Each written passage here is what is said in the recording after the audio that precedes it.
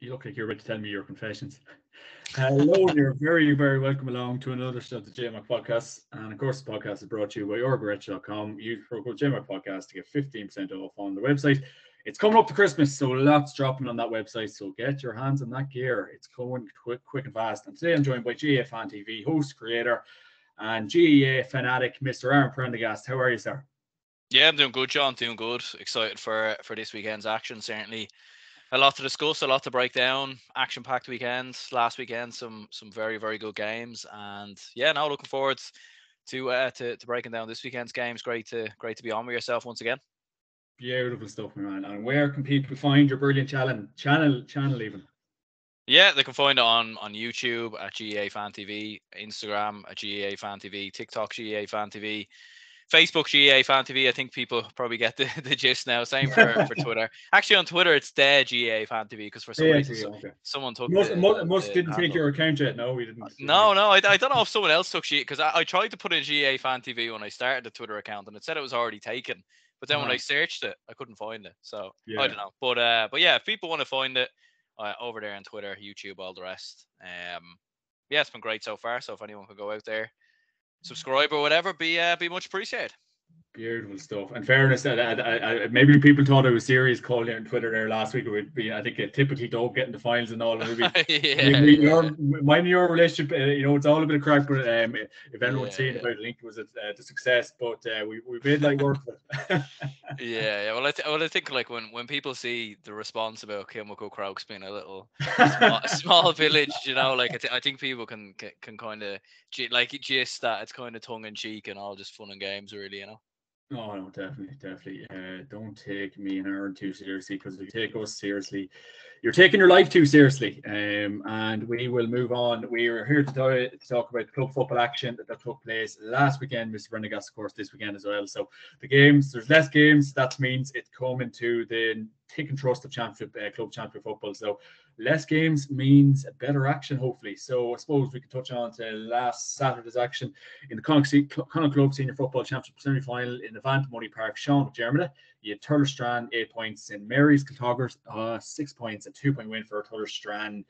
Mr. Prendergast, this probably was not a game for the ages. No, definitely wasn't. Like I think it was like obviously very low scoring, 8 points to six. I think like a lot of the games on the West were very low scoring at the weekend. Same with Mike Cullen, Strokes down. So I'd imagine there was probably some ferocious wind and probably terrible weather conditions there at the weekend. It was a strange game. Like St Mary's were 6 points to 1 up at half time.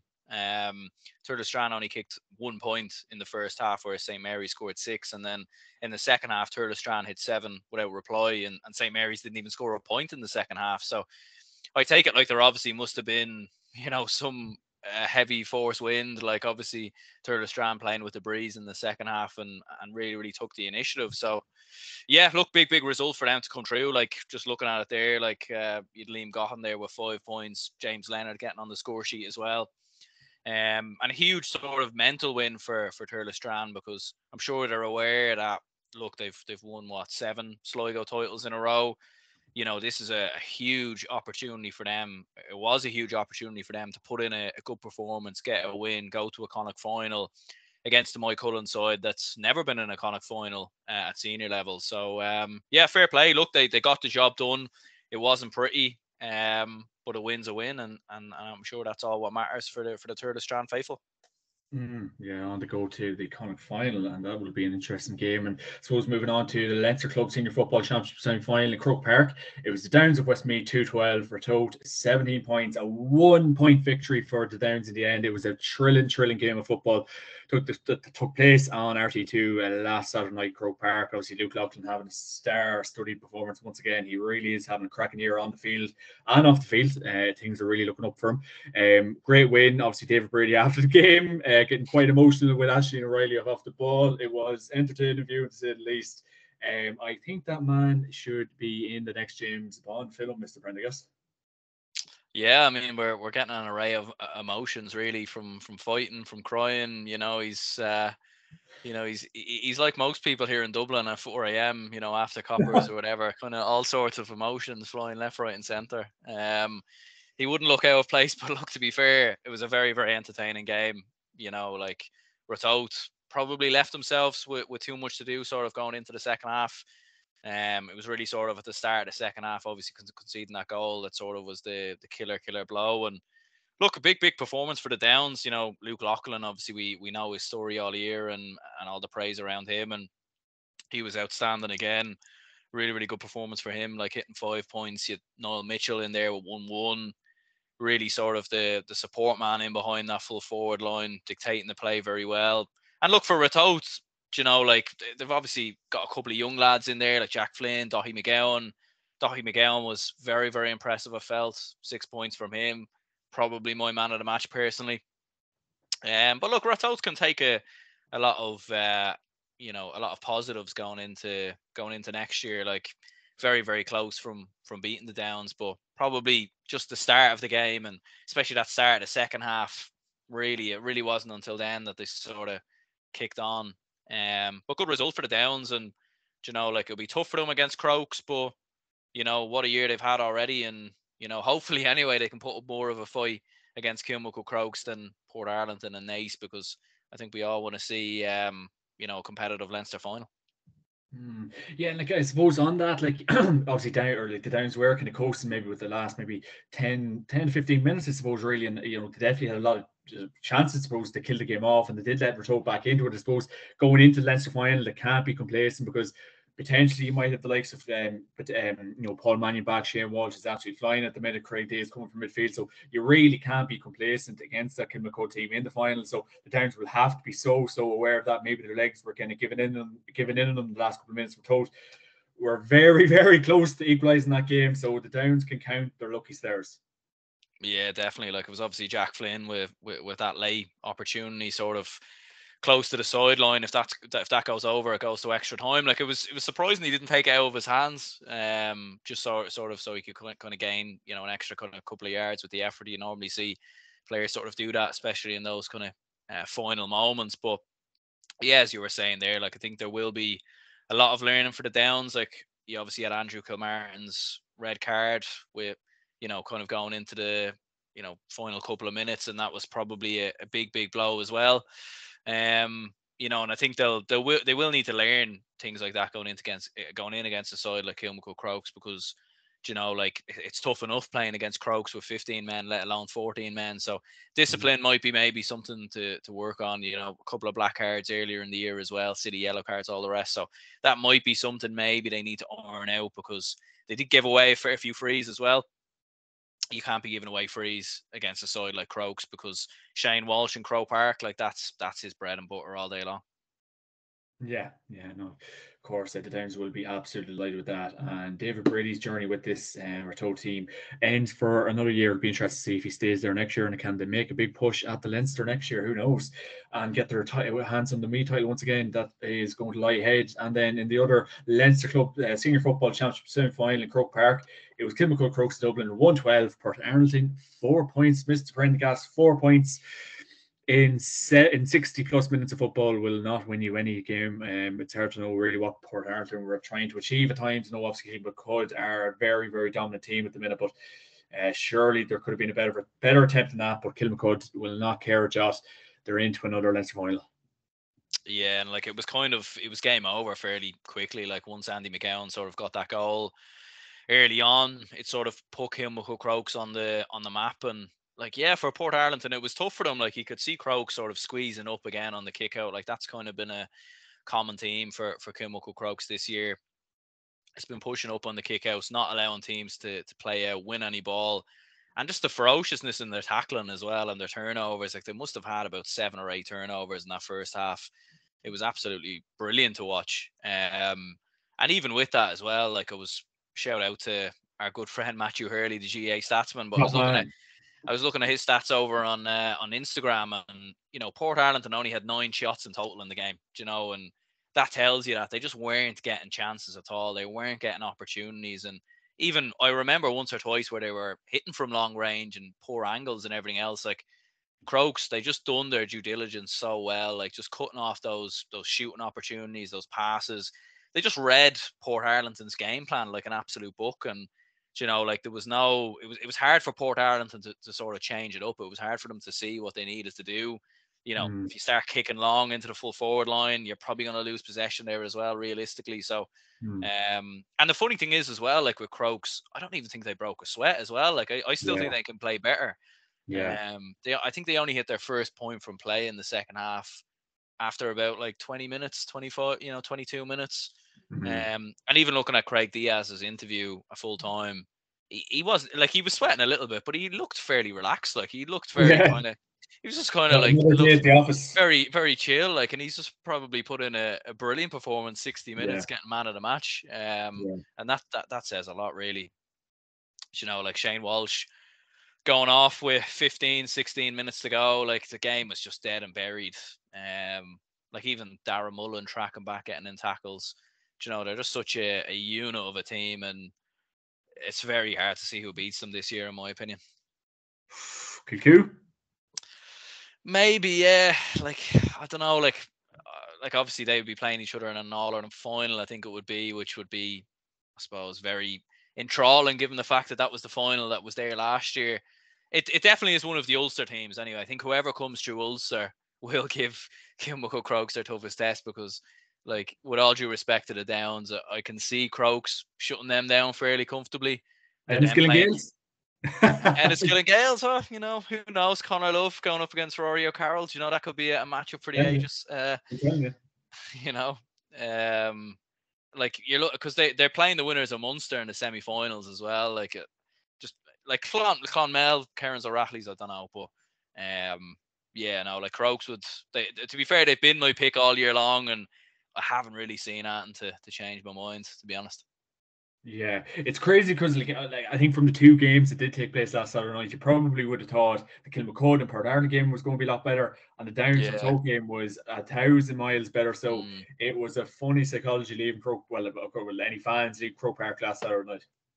I'd say so, yeah. Like, and when I was at the Kilmacud Crokes Naas game, it was 3/4 Naas fans, and you could sort of see them trickling out of Parnell Park with 10, 15 minutes to go, and sort of there was a huge bit of a carnival atmosphere from the Naas supporters, and that died fairly quickly once Kilmacud Crokes went so far in front. And from watching this game, listening on RTE, you could tell there was a vast majority of Port Arlington fans who would have travelled down from Laois, and you could tell like there was a fairly flat atmosphere going into the sort of final 20, 25 minutes for pretty much the entirety of the second half, really. And yeah, like it was surprising considering how close the game was last year. You know, Port Arlington started slow last year and then sort of had to make up ground and had a bit of a late rally. This time around, like Crokes were just on it from the get-go. And yeah, from a Port Arlington point of view, like disappointing, but you know, I think Crokes are just a different level, unfortunately. Yeah, they are. They really, really are. And they didn't get out of third or fourth gear on Saturday night, which is pretty scary for any team. I suppose coming up in the Leinster final now, so they on the go to the Leinster final. I suppose moving on to last Sunday's action in the Connacht Club Senior Football Championship semi-final in Tuam Stadium. It was Moy Cullen of Galway 2-8, Strokestown of Roscommon 7 points after extra time. Strokestown journey ends in the Connacht semi-final. Obviously, uncharted territory for them. This Moy Cullen team from Galway are absolutely firing at all bases, Mr. Prendergast. Absolutely, yeah. Like, and from what I heard anyway, the word on the street was that like Moy Cullen didn't play particularly brilliant. From what I heard, it obviously goes to extra time. I think I heard as well that there was a few kind of black cards dished out in extra time, and a few kind of dodgy decisions here and there that probably maybe went against Strokestown. I know on my own podcast there was a few people commenting live who were Roscommon fans or whatever, and they were even saying like Strokestown had multiple opportunities to win this game. Like there was a real chance for them to win the game, but like you have to credit Moy Cullen. I think like all good club teams, all good inter-county sides, you're not going to be at your flying best every time. I think if you played at your absolute best every time, that's just unrealistic. That's not how competitive sports work, if we be honest. So the fact that they weren't their best and they came through a tricky test like this one, I think it will stand to them, and they will be favourites going in against Turlestrane, you know, which might be unknown territory for some of their players, but at the same time, the likes of Sean Kelly, Peter, Paul Kelly, Peter Cook, if he's back from injury, like these lads have played in high pressure games, high stakes games for Galway down the years. Desi Keneally as well. So I don't think the pressure will be too much on them.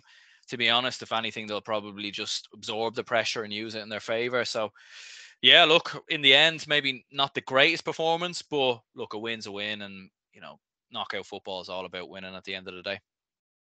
That's what it's all about. The result is all that matters. I suppose moving on to this weekend's action on Saturday, the 26th of November, it's the Ulster Club Senior Football Championship semi-final between Enniskillen and Gales of Fermanagh against Kilcoo of Down. It's in the Athletic Grounds. It's on 6 p.m. It's at 6 p.m. Of course, the game is not going to be on live television, but of course it'll be on Ulster GA TV for any GA enthusiasts out there. I'm presuming that a lot of people will be tuning in. Unsurprised, TG Carrarty didn't get their hands on coverage of this game, but this could go down to the wire, Mr. Prendergast. Athletic Grounds, tight ground. Enniskillen Gales last day out against Gown were very, very impressive, but they're coming up against a formidable Kilcoo team. Yeah, and it's surprising as well that Kilcoo haven't been on TV all year, considering they're the All-Ireland champions. Kind of, surprising in some ways, but you presume if they do come through this and they're in, the Ulster final, will surely be on TV. But yeah, as you were saying there, like I think it probably is a step up for Enniskillen Gales, all things considering. I think Kilcoo showed their, versatility in terms of their strength of shutting down a side of sort of the physicality of Ballybay from how they sort of brushed aside Crossmaglen, and you see Kilcoo do very similar to Ballybay. Such an experienced team with the Brannigans in there, Paul Devlin, Ryan Johnston, Sheelan Johnson as well, whether he's starting or coming off the bench. Like they know how to win these games in Ulster. They know how to get through these games. And I think for Enniskillen, I think at this point it is just a bonus. They came through Fermanagh, obviously beat Gown on penalties as well. So I think from here, it's one of them games where it is a bonus, but I'm sure the players and management won't be thinking like that. Like they're going to look at how they can maybe beat Kilcoo, how they can get the likes of Conor Love into the game and a few of the other lads. But I think it will probably be just a bridge too far for the men from Enniskillen. Absolutely. And I think Kilcoo should be looking at the victory there, but I just get the feeling it will be a tight game. And obviously, we will be tuning into that on Ulster GA TV on Saturday night, fingers crossed. And then moving on to Sunday's action in the Munster Club Senior Football Championship semi-finals. It's Kieran's O'Rahilly's of Kerry against Aero Ennis of Clare in Austin Stack Park at 1 p.m. on Sunday lunchtime. Very early, and obviously Kieran's O'Reilly's shown a lot of form into this one. Aero of Ennis Clare. The Kerry champions, obviously Kieran's O'Reilly, trying to figure out that Kerry championship down up there, Aaron, is like trying to crack the Da Vinci Code. But O'Reilly's have made it through after I don't know how many, 50 games. Yeah, I mean, look, they're going in good form. 1 win in their last 4, 3 defeats. Like so. You made it low. And what did you say? I said they're going in good form. They've 1 win in their last 4. Very good. You see, that's insane, big man. Which is very rare for any sort of club champion or county champion to be going in with 1 win in the last 4 competitive senior games. But look, like in fairness, they do have good players. Like David Moore in the midfield. You've got the Tommy Walsh, Barry John Keane, who are, both still sort of knocking around. Yeah. Jack Savage, if he's fit, although I did hear he possibly could be injured for this game, which could be a huge loss. So they have a lot of very, very good players. I think it's one of them for Kieran's O'Rahilly's where I'm sure they'll want to prove people wrong. Like we see a lot in these sort of club championships where, teams are getting wrote off and then they've sort of that chip on their shoulder, fire in their belly, all the rest. And like for Aero Ennis, like they do have a good chance, like a few good players in there as well. Gavin Cooney, Darren O'Neill around the middle. Like a midfield battle of Darren O'Neill, David Moore, and like that'd be, that's a Kerry versus Clare type inter-county midfield match up there. So that would certainly make for an interesting watch. But I think Kieran's O'Rahilly's, look, I think now is their time to go out there and prove people wrong. Prove us, the likes of me, John, Matthew Hurley, all these messers that I'd say our faces are on their dresser. Yeah, I'd say they're thinking about us. What do you think of that? A bit like a Kieran Donaghy style interview on TG Cahir or whatever. But yeah, look, I think they should be beating Aero Ennis with the players that they have. But if they don't, then look, we're all vindicated. 100%, sir, 100%. And then moving on to the other Munster Club Senior Football Championship semi-final, it's Clonmel Commercials of Tipperary against Newcastle West of Limerick in FPD Stadium at 1 p.m. also. Yeah, I mean, like Clonmel after their performance against Nemo Rangers, like I mean, what a dominant display it was. Like they really just wiped the floor with them, and I mean they've a lot of very good players, and Mickey Quinlivan and Sean O'Connor, who's obviously come into the Tipperary side as well recently in the last year. So like look, you'd be expecting Clonmel to come through there. Like I don't think Limerick club football teams tend to do too well in the Munster Championship. I know you were speaking with Ian Corbett just earlier today, like so. I don't know if he was giving you any tactics or any sort of Very little, very little. insights into the game. You know, how are they going to set up and all the rest. Yeah, very little. Yeah, Yeah, yeah, media training. He's still a county player. He's still very much in the loop. So, yeah, I yeah. couldn't get much. I couldn't get much. Yeah, yeah. Well, look, he is the go-to player anyway. He's the man that I think everyone recognised on that team. So you know, it'd be interesting to see. Like, I don't really know too much about them to be honest, but you'd look at the players in Clonmel, you'd look at how they put aside the Cork champions, and you think surely they should have enough to win here. You know. Yeah, absolutely. And then moving on to the Ulster Club Senior Football Championship semi-final, it's Carrigan of Antrim against the Glenatherry in O'Neill's Healy Park at 1:30 on TG Car, and then that game will be well viewed around the country, Mr. Prendergast. Obviously, we could potentially maybe see an upset, but I think the Glenatherry are absolutely hitting form at the right time. Conor Glass from midfield, Danny Talon up front, shooting lights out. So against a Carrigan team with the McCann brothers, so we will wait and see on Sunday. Yeah, like it's going to be a fascinating game. Like I think for Cargan to beat Nevy Cunnell in the way that they did, obviously on penalties, like a famous result for the for the men from Antrim, like a special result, special win for them.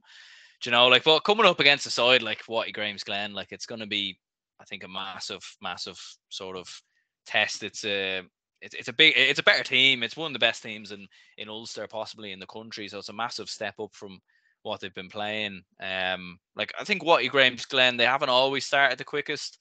They were quite slow out of traps, obviously in the last game against Errigal Kieran. And even against Slot Neal as well at times, like they weren't exactly perfect. They probably brushed them aside and maybe weren't tested. But like the way I look at it is, you've seen how they, you know, kept the likes of Rory Canavan, Dara Canavan quiet in the second half.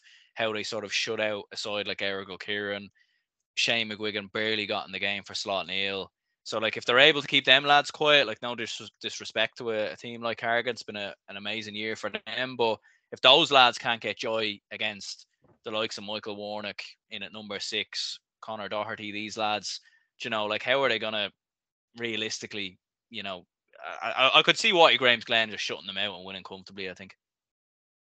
Yeah, no, it will be interesting. It'd just be interesting. Maybe can Carrigan kind of push them? And I suppose it was such an upset the last. Can they reach them levels? I know it was a penalty shootout, like whatever transpired, but it'd be interesting to see can it get to them levels again, and make I suppose because don't be wrong, like it probably will be a Kilcoo and Glen final, but it'd be great to see another upset because that's what sport's all about, Mr. Prendergast.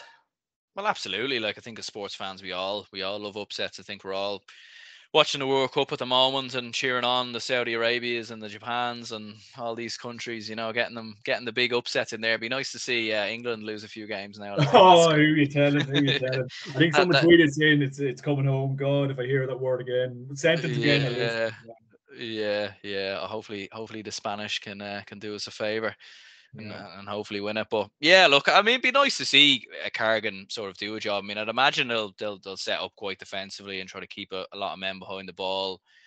You know, limit the space for the likes of Connor Glass to sort of run into the likes of Danny Talon as well, and try and keep them out, keep themselves in the game, sort of with 20 minutes to go. I think that realistically, that's what we all want to see. Like because I think when you were watching Kilmacud Crokes versus Port Arlington, it was fairly flat in the second half and it was very dead very quickly. So I think as GA fans, we all want to see a competitive game, a good game, a game that's going to keep us interested, keep us on the edge of our seats. And look, hopefully, although Carrigan might set up defensively and maybe the game might be a bit of a bore fest, I think, hopefully for their sake, they can be competitive. And look, it'd be some story if they could produce a big win, like probably one of the, big provincial club shocks that we've seen for some time. It will be very interesting, my man. And what are we thinking? Player to watch and bet of the weekend? Ooh, that's a tough one. I mean, player to watch, probably. Yeah, player to watch is a difficult one now, to be honest with you. I mean, you're right. You're obviously looking at Graham's Glen, Carrigan. I mean, Connor Glass is probably the obvious choice. I mean, I think it could be a huge game for a player like him, though. To be fair, Emmett Bradley as well, just because of it will be one of those games where Graham's Glen, I think, have to be patient on the ball and not rush anything because Carrigan will sit in. So I'll go with Emmett Bradley. I think he was very good the last day. Didn't get the credit he deserved. So I'd go with him as my player to watch. And then for bet of the weekend, geez, I've nearly forgotten all the games already. There's not many, buddy. There's not many. There's not many. I mean, look, Carrigan to beat Watty Graham's Glen will be some bet, but do you know actually will be a good bet? I think Aero Guinness to turn over Cairns O'Reilly's, because I do think that there is a realistic chance, I think, of that happening. Whereas Carrigan beating Watty Graham's Glen or Enniskillen beating Kilcoo, I think you're just asking to lose your money there. So look, Aero Guinness maybe to turn over Cairns O'Reilly's, and hopefully it will keep the Kerry fans quiet for a couple more months. The hate is real. The rivalry is real. So look, I will go with Newcastle West to do a job on Clonmel commercials, and sure, I will go with I'll go with maybe Connor Glass this Sunday to, I suppose, light it up once again for probably the 20 or 30 time in his career. Well player, and we are so glad to have him home from Australia. He is a genius. Mr. Prendergast, thanks a million for joining me this week. And of course, this podcast is brought to you by YorkerRetro.com. Use the code JMac podcast to get 15% off on their website. It's coming up to Christmas. Loads of jerseys dropping. Get your hands on them. Mr. Prendergast, you have a lovely evening. Enjoy that World Cup. Brilliant, top man, John. Much appreciated. Cheers, sir.